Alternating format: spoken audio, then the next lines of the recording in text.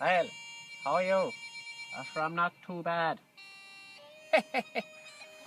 Anyway, and I'm out here today and I'm going to have a look at one of the most abundant, ancient, we call them ancient, things of Ireland. And what we're going to have a look at is ring forts. One of the most obvious things about a ring fort is in the name itself, like a ring, they're circle. And I'm actually on top of a ring fort here today. I'm going to show you in a moment. But as you can see, that ditch behind me, but if I stay walking,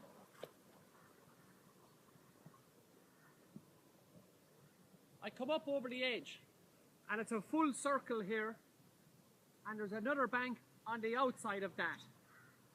And these things would have been dug out by hand, by people, hundreds of years ago.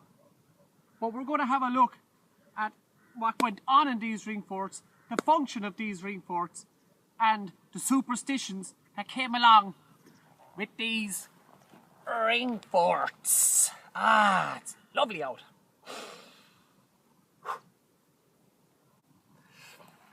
If you take a look here at the bank, see the way the bank slopes down? I'm going to go up on top of the bank and run down, and that's the outside of the ring fort. Let's have a look.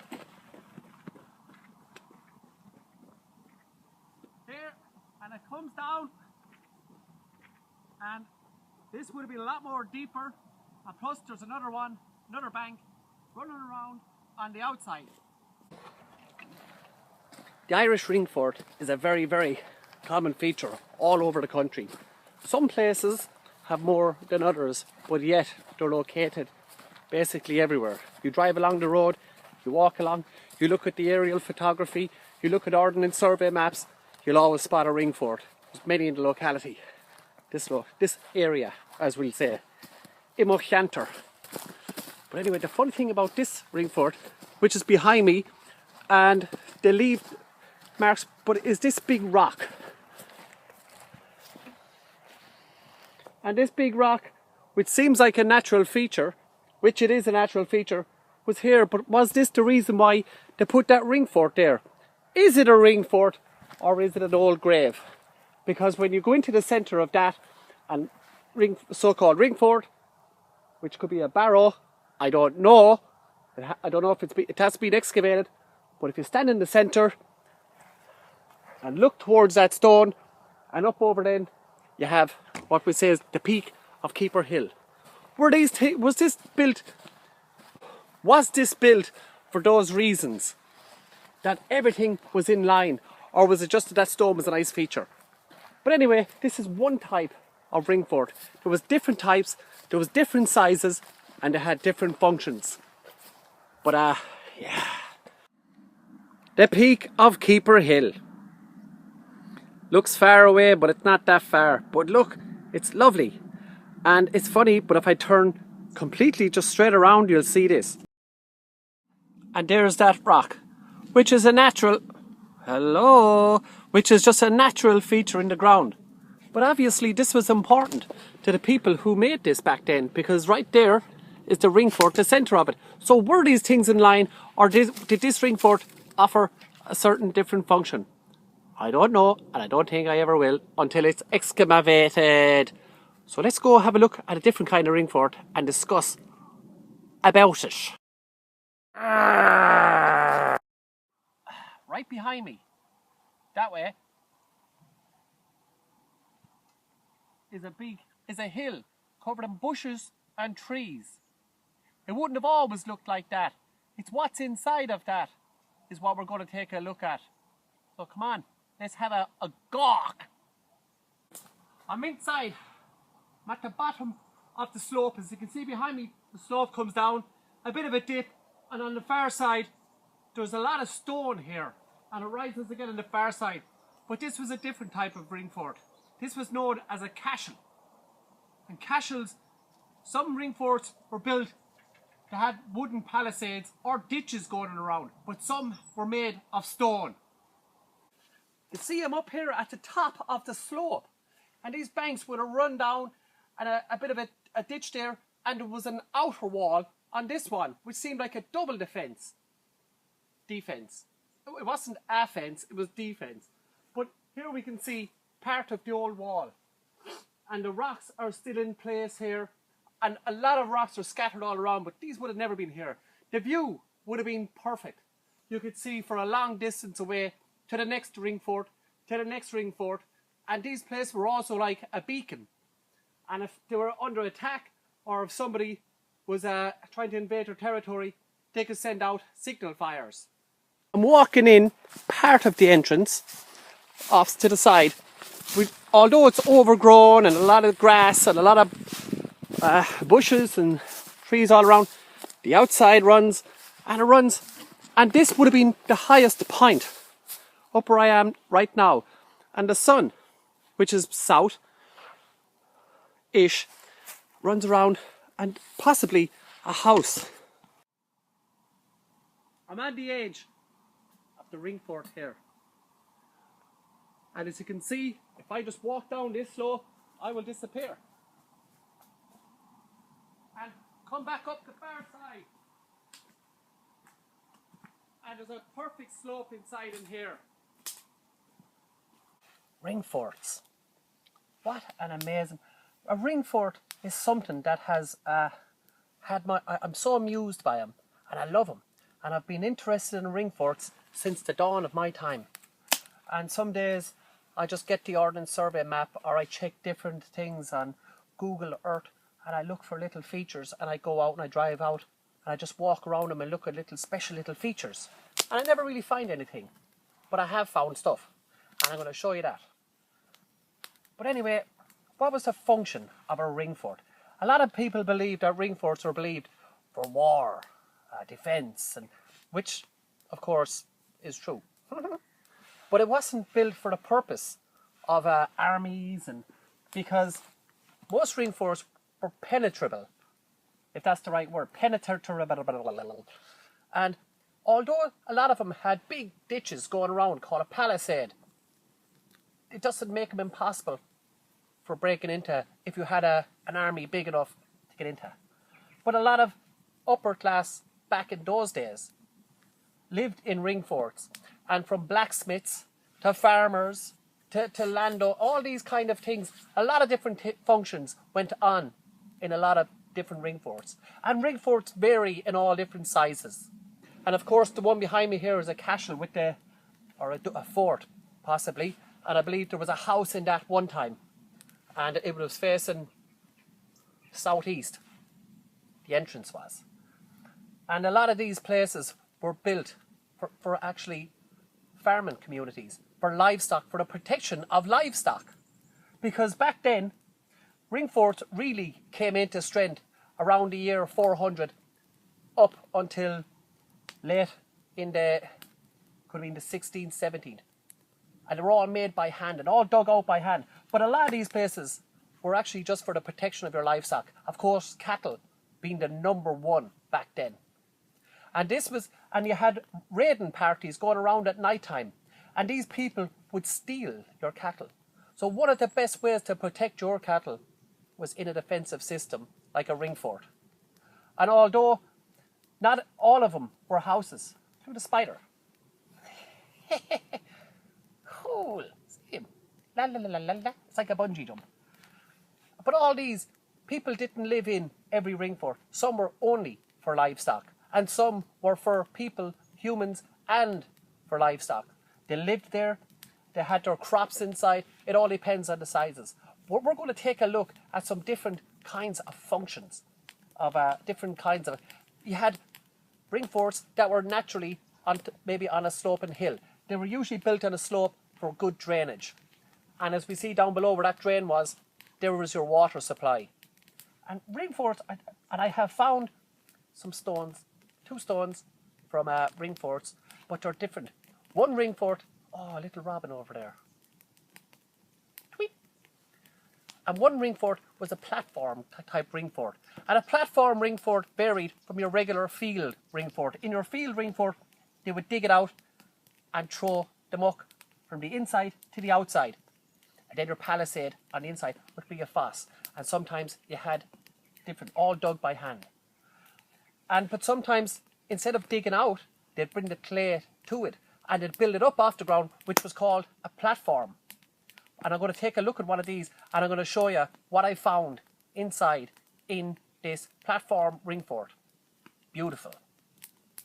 Before I go any further onto the platform ring fort, I was on the way into town and I had to stop here to have a look. Here we have an outer bank, not of the ring fort, but of the whole area itself. And inside, as you can see, one bank, and just over that, that's the circular banks of this ring fort. But there's something else about this ring fort. Let me take a look.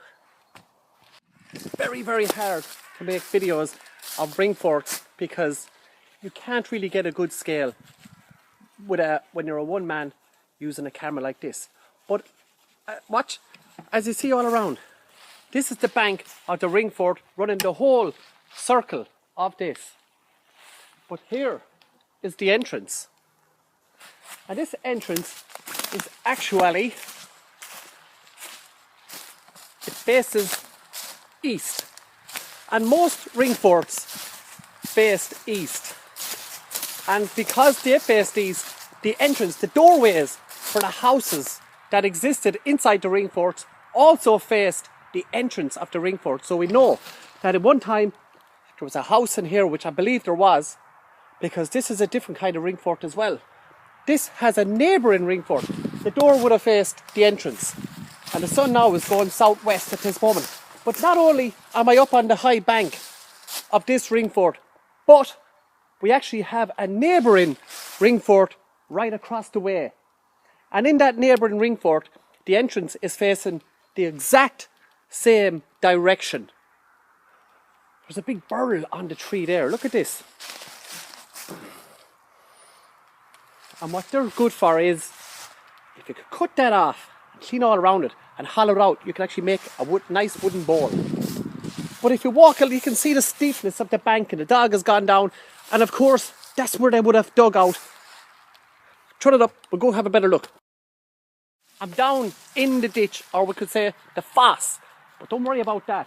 And as you can see, look at the height of the ditch itself. And of course, all this clay that was here would have come from here. And there's the existing ground here, out there. And when they dug all this, it was thrown. It was put up onto the bank here, that when you actually go up the bank, oh, this is difficult. It becomes a higher, and it becomes a defensive system. We're inside the ring fort itself, which is a pretty big ring fort. Inside and there, and possible palisade running along the bank of the whole thing, the whole way around. And plus your entrance over there, that's what gave it the protection. And the fact it has a neighbouring ring fort straight across the way. And Joe, what we're going to do, we're going to turn around the camera. I'm going to keep the camera going. And no, I won't. But I'm going to go over and we're going to have a look at the neighbouring ring fort. Yeah. Class. Now, we're approaching the ring fort, not from the entrance. This is not the original entrance. This would have been just man-made over the years, possible cows. And you can see the dikes, the way it goes down. And of course, in the same situation. And we'll go on up and have a look. And when we come into this ring fort, same structure again. The bank runs the whole way around. And the entrance is also facing east, southeast, which was common practice. And man, do these places seriously fascinate me. They're brilliant. This is the entrance to the ring fort, and the neighbouring ring fort is over there. So possible two separate families, but the exact same function. And there's an outer ditch that runs the whole perimeter, and which would be a concentric circle. And that runs the whole way around. But the sun is over there now, and I can use the sun to tell exactly where south is. And if I get the hour hand on my watch, it's now 2:05, but I can get the hour hand and I face it towards the sun, which is exactly that direction. And 12 on the clock, on my watch, is that direction. So what you do is, you half the hour hand and the 12 o'clock, the 12, the 1, 2, half those, which would actually be 1 o'clock, which is in that direction. So that's south, and that's southeast. So the entrance is facing southeast, which is a common practice. But that's also a bushcraft or a direction finding using the sun. I like it. There's so many things you could talk about with ring forts. They're not just a basic circle. And here, you look at the banks that's over there. The difference and the time scales that went with all ring forts. They were being used for many, many, many, many years before the Normans. But then when the Normans came, the Normans started to build their own Motte and Bailey, which of course led to castles. But you know what? That's a completely different story. You also have cronnogs, which were lake dwellings, which is another completely different story, which we'll probably get to hopefully another time. It's so hard to show such detail with a phone like this, but we're going to go take a look at a raised, this is not a raised or a platform ring fort, but we're going to go take a look at 2 platform ring forts. Before I leave this ring fort, I keep forgetting stuff and then I have to come back to say it before I leave, or before, oh, I'm just half remembered. But I just want to show you that although this is overgrown with holly, this is actually a dip that goes down into the ground and back up, and it's in the centre. So was it possible? And the funny thing is, in the twin ring fort over there, there's the exact same situation. And although the doorway for the house would have been facing the entrance, was this to the side, and the column now it more came with a square or rectangular, not round houses, but rectangular houses which took place of the round houses. We had things called souterrain or souterrain. I don't know how you pronounce it, but what it actually means is 2 French words. One is underground, and they were possible escape places, which there were, but there were also places for storing valuables. But also, when you dig down, these places keep items cool, and maybe it was preserving food and things like that. But that's where excavations come in. And I'm facing west. Come up. Oh, that was fast. Ah, she's a bit crazy. Doesn't matter. But anyway, I'm facing west. But just behind me is actually a platform ring fort. And it stands out so strongly in the landscape. Where the work of a regular, we could say a regular ring fort, where you have your field and they dug out the ditch and put the clay into this on the outside of the bank.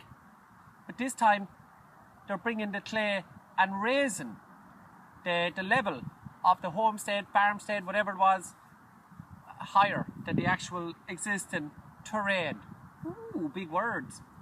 But anyway, we'll have a look at this platform ring fort. And the funny thing, and as you can see there, I'm lifting up the camera and it's fairly raised. So we'll go over and have a look at the height of it. It seems that the entrance is over here, and there's a couple of big rocks, and of course these rocks would have run the whole way around. It was probably like a cashel, or maybe there was no rocks. Maybe this was a place of a ceremonial situation. It's facing west. Yeah, facing west into the setting sun, or maybe the setting moon. These people back then, who knows? But all these things on an excavation, it might show us that there was no houses or sheds or anything that was built here. Maybe people just dancing and singing, and times of the Bjoutina festivals and the Lunasa and the Samhain. All these things come into play. It's possible, although it's usually higher up on a hill, possibly, who knows. We're going to go have a look at one more platform ring fort, which is on a much bigger scale, not in width, but in height. And this is also where I found behind me you can see so we're going to take a look at that. is about 2 meters in height. I walked off all the way up the field with all my stuff. dropped off Ringfort. my stuff, walked all the ways down here, now I have to walk all the It ways is back estimated up. that there Now is that's what you between call 40 to identification. 45,000 ringforts in Ireland. From a distance, and where there you was can see once the entrance, a possible and you can see this 50,000, but due amazing to platform, farming and Ringfort. urbanisation, a lot of them have been either ploughed away or just completely covered over.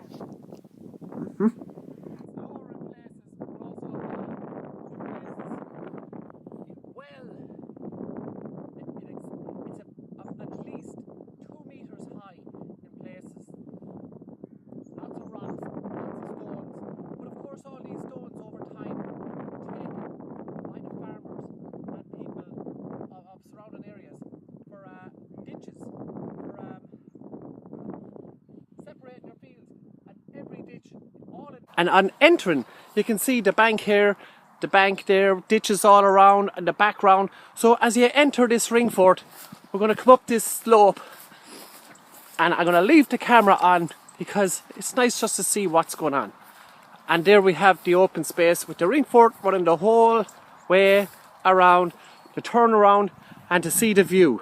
And I'm going to try to zoom off over there. And far over there is a place I call Happy Hill. And my God, that's a lovely place up there. And the town of Nina is just down there in County Tipperary. So what a view these people had every day from a distance. There's been evidence to show that there's been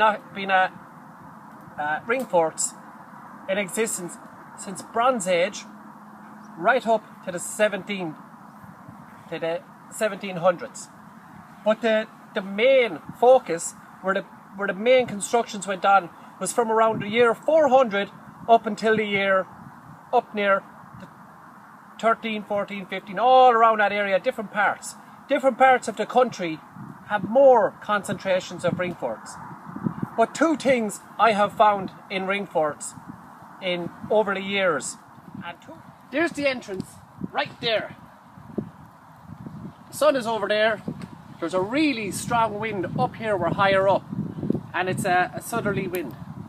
Wish it blow away. But there's a stone I found in a ringfort. And it might look like an ordinary stone. That's the thing.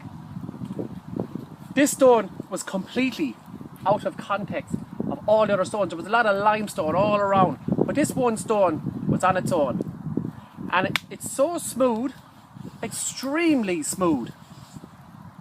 And it's actually a granite stone. And there's two uses I can think of this stone. And one was for grinding up corn or wheat or barley or whatever they were growing in that area, because it's extremely smooth. In a saddle quern. And querns were extensively used in all places all around. Starting from the saddle quern, the one where you have the rock in the bottom and you'd be grinding it up like that, all mush it up. And then you go on to the beehive quern, and then you go on to the rotary quern, which was done by hand. And all of these were pretty effective. And of course they got bigger then, and they went on to the windmill ones, and they went on to the watermill ones. But anyway, the other use for this stone, and if you look at it, is that the bottom is broken off, the side is broken off, but there's cracks going through this, and there's little scorch marks. So it's highly possible that this was used for cooking. But it's hard to they would have had pots at that stage. But was this used where it was put into the fire, heated up so hot, and then put into hot water to bring the water to the boil? Or was it used where they throw all the grain in and then they throw this in with it, which has shown, studies have shown that those things happened. So that's an amazing to think that that was brought to the site. And it looks like a stone that came from a beach, because it's so round, you can tell it's battered by the waves. You ever see beach stones? They're so smooth, because over thousands and thousands of years with the being thrown around the place. But don't ever put hot stones into a fire, because they could explode. I'm going to keep the camera going, because there's no point stopping it now. Anyway, this is heavy. I carried all these stuff all the way up here. But this is the best I found. And I actually found it in this ringfort right here. And it was in a pile of rocks. And people still use ring forts to this day, where they go and they have a few drinks. But to have stones in a circle and to have their campfire going. Now, I have no objections against that, but if people leave their cans and they leave their bottles behind them. But this is a lovely stone I found. And as you can see, this is a rotary quern stone. And a little curve here, and a curve underneath that you can see where this was a wheel, like a circle one time. And underneath, look at that, for completely smooth. And of course, more than likely this stone was on top of another stone, and where there would have been a hole where you can turn this. And your corn or your wheat or your barley, whatever you're growing, was thrown down into the centre hole here.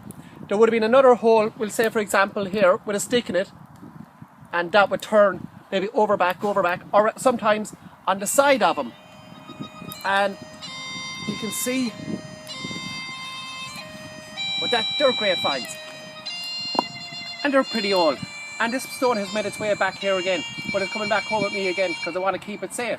Because I found that stone in the circle fire, and it probably got damaged. But the other parts, I'm sure, are here. It probably got broken in the time and it was just thrown out. But hey, amazing. Anyway, I'm cooking a bit of food and I'm going to say goodbye.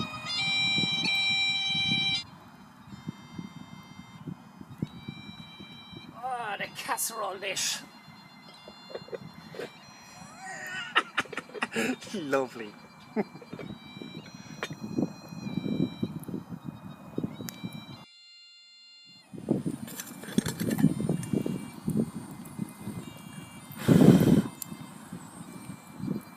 An egg.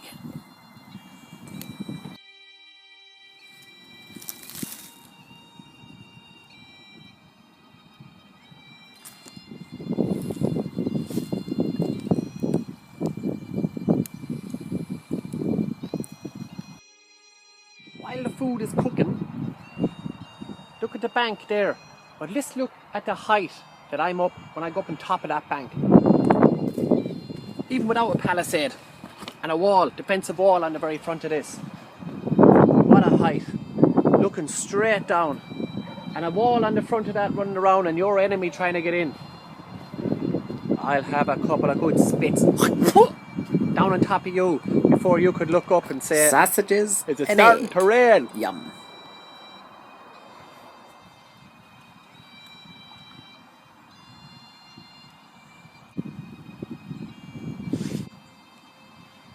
Viking style, Scandinavian, everyday knife, which they used in the past. This is a replica of what was once found. Oh yeah. Unfortunately, I forgot my bit of butter and I forgot a bit of jam. Yeah, this is perfect. So what I will put in here is a little bit of chickweed,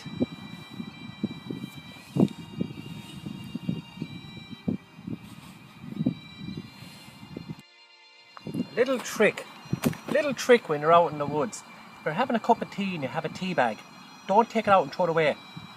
It's roasting. Look, it's roasting, it's boiling water. Use it to wash your hands. Keep your hands clean. Exactly, you know. They might not look the part, but at least they play the part. Yummy. Yummy, yummy, yummy. Bunker up. I have chickweed, which is a wild grown plant. It's one of the few plants. Here's Cora's food. Here, Cora.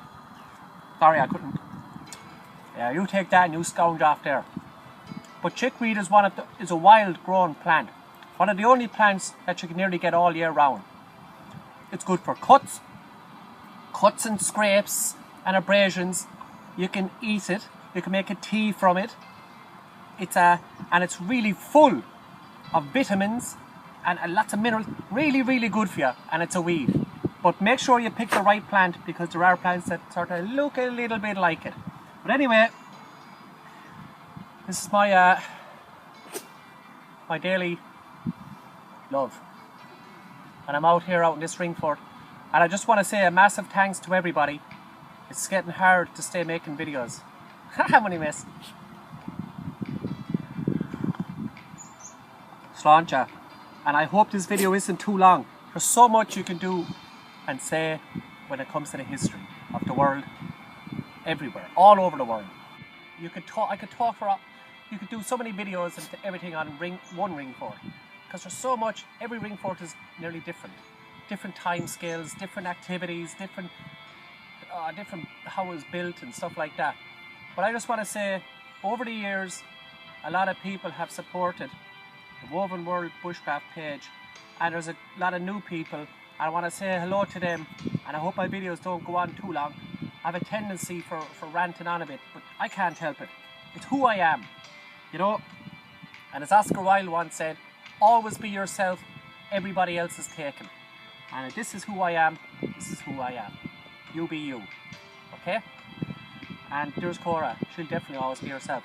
But I just want to say a massive thanks to everybody. Christmas is coming, and a happy Christmas and a happy New Year to everybody. And glad you like the videos, glad you like my page, and feel free to share, comment, like, or whatever. Or send me a message if you want to ask me something, or if you'd like me to make a video on something, or if you would like me to come visit. I'd love all crazy things like that. But anyway, sláinte.